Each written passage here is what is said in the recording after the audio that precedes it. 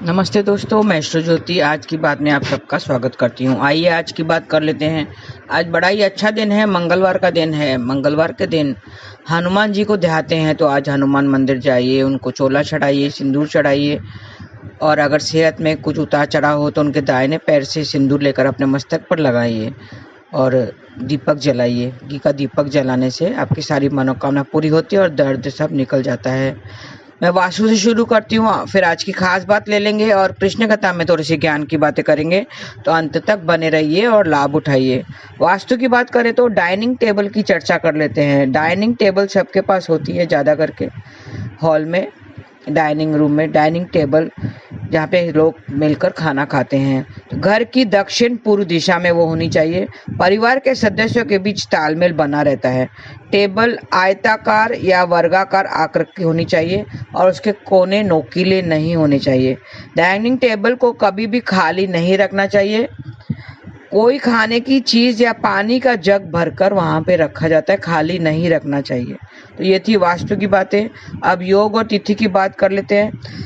अष्टमी तिथि आज सुबह 9:30 तक रहेगी, फिर नवमी तिथि लग जाएगी।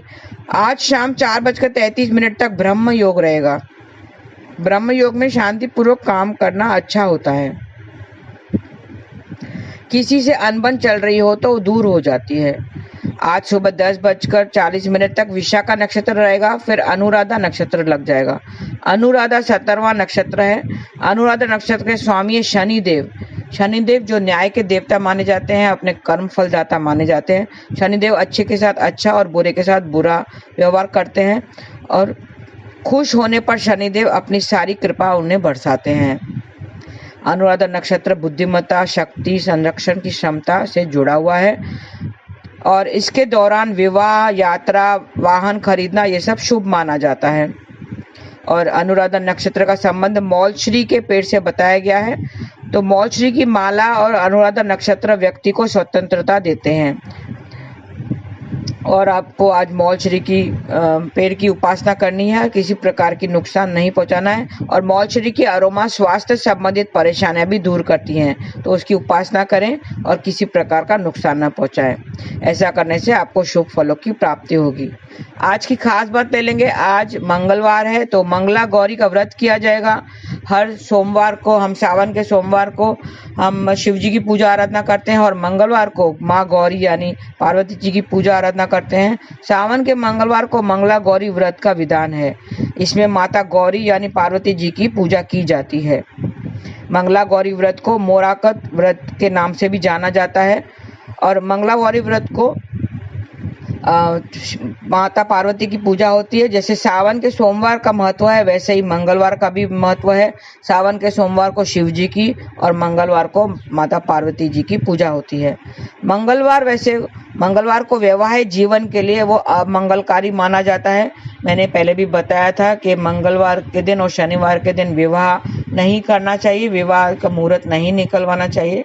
नहीं निकालते हैं पंडित लोग ज़्यादा करके, क्योंकि वो अमंगलकारी होता है। क्योंकि कुंडली में मंगल के विशिष्ट स्थिति के कारण मांगलिक योग बनता है, जो विवाहिक जीवन में थोड़ी सी कठिनाइयाँ लाता है। मंगल शांति के लिए मंगलवार का व्रत और हनुमान जी की पूजा की जाती है। लेकिन सावन के महीने के मंगलवार स्त्रियों के लिए सौभाग्यदायक होता है। सावन का महीना के मंगलवार को स्त्रियों के लिए सौभाग्यवान देता है। इसके विवाह में विलंब समाप्त हो जाते हैं और मनचाहा जीवन साथी भी मिलता है। इस व्रत को विवाहित पहले सावन के पिता के घर करती हैं और शेष 4 वर्ष पति के घर यानी ससुराल में करने का विधान है। इस व्रत से पति पर आने वाले सारे संकट टल जाते हैं। लंबे समय तक दाम्पत्य जीवन का आनंद भी मिलता है। आज नित्य क्रमों से निवृत्त होकर संकल्प करना चाहिए कि मैं अपने सुख, सौभाग्य और संतान के लिए यह व्रत कर रही हूँ। और फिर आचमन और मार्जन कर चौकी पर लाल कपड़ा बिछाएं। उस पर माता की प्रतिमा के सामने उत्तरामुख विमुख बैठे एक आटे का दीपक बनाकर 16 बत्तियां जलाएं। 16 लड्डू, 16 फल, 16 पान, 16 लवंग और इलायची और सुहाग की सामग्री लेकर मिठाई माता के सामने रखें और अष्टगंध एवं चमली के कलम से भोजपत्र पर मंगला गौरी का यंत्र भी बनाएं। यंत्र स्थापित कर विनियोग, न्यास एवं ध्यान करके पंचोपचार पूजन करें। तो ये मैंने विधि बताई है, ये मैंने पहले भी बता चुकी हूँ मैं, ये कैसे व्रत किया जाता है। मंत्र जाप करना चाहिए और मंत्र 64,000 बार जाप करें। मंगला गौरी की कथा सुने। मंगला गौरी की 16 बत्तियों वाले दीपक से आरती करनी है। सर्व मंगल मांगल्ये शिवे सर्वार्थ साधके शरण्ये त्र्यंबके गौरी नारायणे नमोस्तुते, ऐसा मंत्र आपको जाप करना है। तो विवाह संबंधित जो भी अड़चन है वो दूर हो जाती है। मैं थोड़े से अभी उपाय बता रही हूँ, आप ध्यान से ले लीजिए। ये मंत्र है, सर्व मंगल मांगल्ये शिवे सर्वार्थ साधके शरण्ये त्र्यंबके गौरी नारायणी नमोस्तुते। ऐसा करेंगे तो प्रेम विवाह में आई हुई अड़चनें सब दूर हो जाती हैं। माँ दुर्गा को इलायची का भोग लगाना चाहिए और उनका ध्यान करना चाहिए। सुबह स्नान के बाद देवी माँ को सफेद पुष्प अर्पित करें तो दाम्पत्य संबंधों में सुख और खुशहाली आएगी। दुर्गा चालीसा का पाठ भी करना चाहिए। और बच्चों के कैरियर में तरक्की के लिए मंत्र का जाप करें। या देवी सर्वभूतेषु विद्या रूपेण संस्थिता नमस्तत्से नमस्तत्से नमस्तत्से नमो नमः। और घी का दीपक भी जलाएं। देवी माँ के आगे घी का दीपक जलाना है। 2 कपूर और 12 लवंग लेकर उबले पर जलानी चाहिए तो सारी परेशानियां दूर हो जाएगी। और एक दूसरा मंत्र है माता का, ओम जयंती मंगला काली भद्रकाली कपालिनी दुर्गा क्षमा शिवा धात्री स्वाहा स्वदा नमस्तुते। ऐसा करेंगे तो आपके सेहत में सुधार हो जाएगा। अगर सेहत थोड़ी सी खराब है तो उसमें सुधार आ सकता है। और 5 फलों का भोग भी लगाना है। जप करके माता को 5 फलों का भोग लगाएं। देवी दुर्गा की विधि पूर्वक धूप दीप से पूजा करनी चाहिए तो आर्थिक स्थिति मजबूत हो जाएगी। एकाक्षी नारियल पर 7 बार मौली लपेटें और नारियल देवी माँ के सामने रखना चाहिए आर्थिक स्थिति को मजबूत करने के लिए। पूजा के बाद नारियल अपने तिजोरी में रख दें। तो इस तरह से आपको जाप करना है। और एक और मंत्र है, जय तुम देवी चामुंडे जय भूतार्थ हारिणी जय सर्वेत्रिक देवी कालरात्रि नमोस्तुते।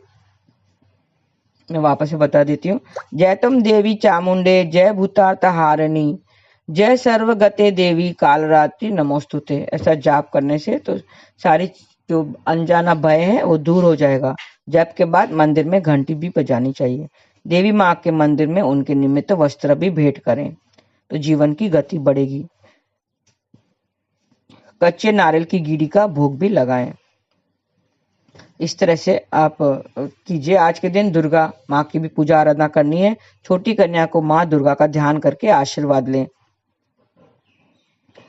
और देवी दुर्गा के आगे कपूर भी जलाना चाहिए तो सारी परेशानियों का हल निकल जाएगा। आज सुबह दुर्गा माँ की विधि पूर्वक पूजा करनी चाहिए। बिजनेस में बढ़ोतरी आएगी। बिजनेस में बढ़ोतरी के लिए माँ दुर्गा की आज विधि पूर्वक पूजा करनी चाहिए। कपूर से देवी माँ की आरती भी करें। हलवे और उबले हुए चने का भोग भी लगाना है। बिजनेस में बढ़ोतरी के लिए आज हलवे और उबले चने का भोग भी लगाएं और विधि पूर्वक पूजा करें। कपूर से देवी माँ की आरती भी करनी चाहिए। तो ये थी आज की, थोड़े से मैंने उपाय बता दिए। आज की विशेष जो है, आज की खास बात भी ले ली है। और आज अष्टमी तिथि है तो अष्टमी तिथि 9:30 बजे तक रहेगी। नारियल का सेवन करने से बचें और नवमी तिथि को लौकी का सेवन नहीं करना चाहिए। नवमी तिथि में लौकी का सेवन करने से बचें। तो ये थोड़े से खान पीन का आपको ध्यान रखना है तिथि के अनुसार। और आज थोड़ा सा मधुर संगीत सुने तो आज का दिन पूरा आपका सफल होगा। तो ये थी आज की खास बात। और कृष्ण कथा में हम कुछ खास बात ले लेंगे। आपको पता होगा कि इमोशंस हमारे शरीर पर बहुत असर डालते हैं, हमारे मन पर बहुत असर डालते हैं। इमोशंस कैसे काम करते हैं, अपनी सेहत पर कैसे प्रभावित करते हैं, ये मैं आपको थोड़ी सी जानकारी दे दूंगी। दर्द जो होता है, इमोशनल कनेक्शन होता है। दर्द का हमारा इमोशनल कनेक्शन होता है। कंधों के दर्द में हमें नीरस जिंदगी जो होती है तो कंधों का दर्द होता है। जब जिंदगी में रस नहीं हो जाता तब कंधों का दर्द होता है और उसमें हमें खुश रहना चाहिए। और अगर जिद्दी स्वभाव हो तो गर्दन में दर्द होता है। जिद्दी स्वभाव हमारे गर्दन में दर्द देता है।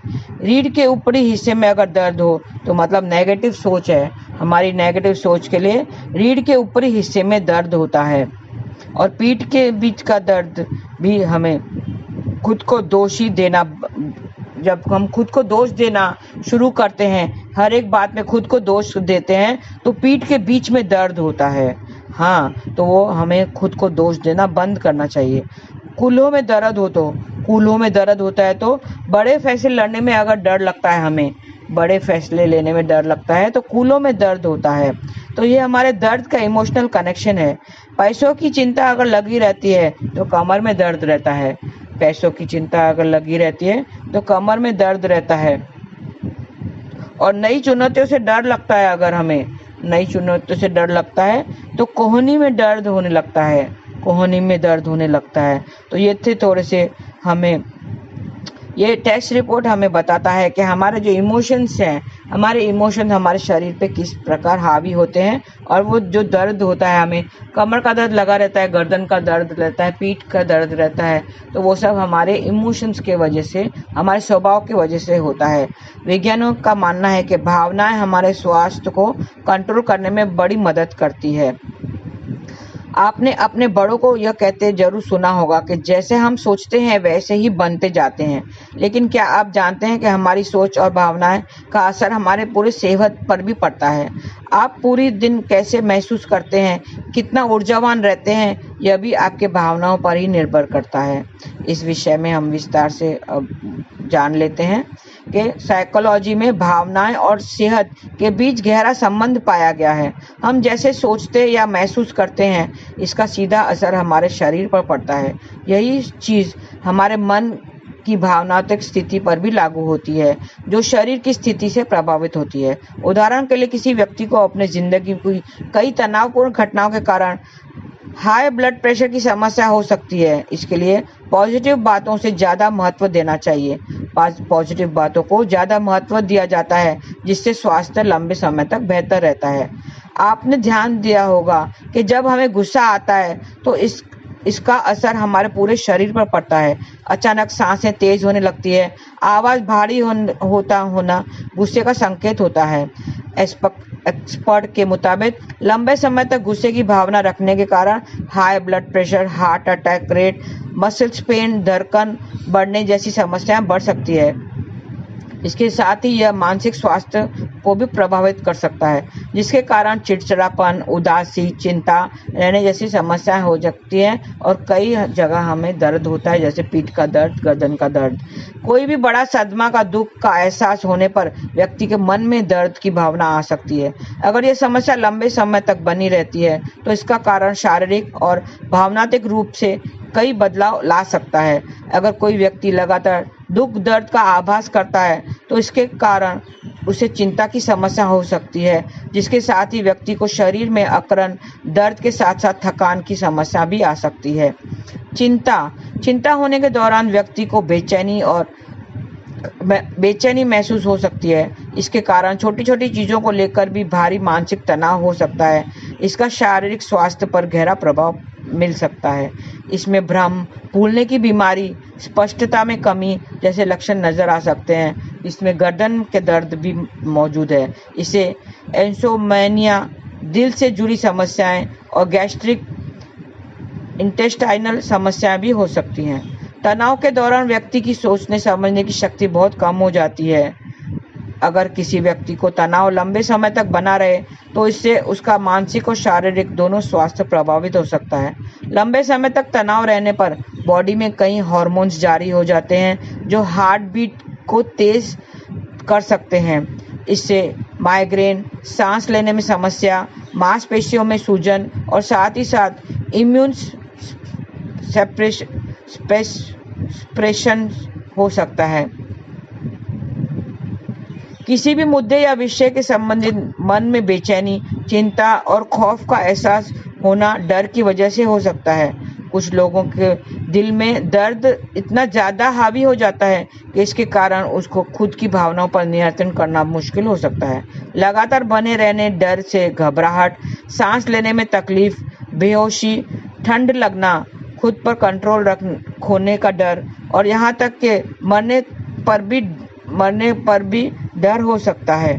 तो ऐसे हमें पीछे पीठ में दर्द और कमर में दर्द होने लगता है, जो हमारे इमोशंस को दर्शाता है। तो आपने देखा कि जो इमोशंस है हमारे शारीरिक संबंध से कनेक्शन है, शरीर से कनेक्शन रखता है, और उसका सीधा सीधा असर हमारे शारीरिक और मानसिक भावनाओं पर पड़ता है।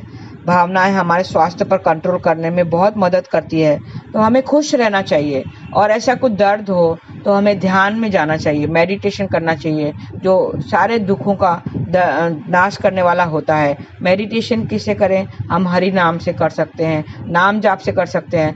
हरे कृष्णा कृष्ण कृष्ण हरे हरे, हरे राम राम राम हरे हरे। आप ये मेडिटेशन की आदत डालिए, ध्यान लगाइए। ओम पर आप ध्यान लगा सकते हैं, या नाम जाप करके आप अपने ध्यान में जा सकते हैं। आपको ऐसा ध्यान करना है, जैसे ही आप ध्यान में आप नाम जाप करने बैठेंगे ना, तो सारे आसपास की सब चीजें आपके ध्यान में आ जाएगी कि मुझे ये करना था, मुझे ये करना था, दरवाजे पे कौन आया है, मुझे ये उठाना है, मुझे वो उठाना है, मुझे आज इसका ये करना है। क्योंकि हमारा मन हमारे कंट्रोल में नहीं है, तो मन भटक जाता है। मन का क्या ताल्लुक है? हमें ईश्वर से दूर करता है। मन हमें प्रार्थना में नहीं लगाने देता, मन भगवान में नहीं लगने देता है। तो मन को हमें कंट्रोल करने को आना चाहिए। मन को हम लोगों ने कंट्रोल कर लिया तो ये जो शारीरिक जो पीड़ाएं हैं, जो हमारे इमोशंस हैं, वो हमारे कंट्रोल में आ जाएंगे। सारी विकारें हमारे कंट्रोल में आ जाएगी। तो विकारों को अगर हमने कंट्रोल किया, स्ट्रेस को हम लोगों ने कंट्रोल कर दिया, तो शारीरिक संबंधित जो भी परेशानियां हैं, शरीर के संबंधित जो भी परेशानियां, कमर का दर्द, गर्दन का दर्द, पीठ का दर्द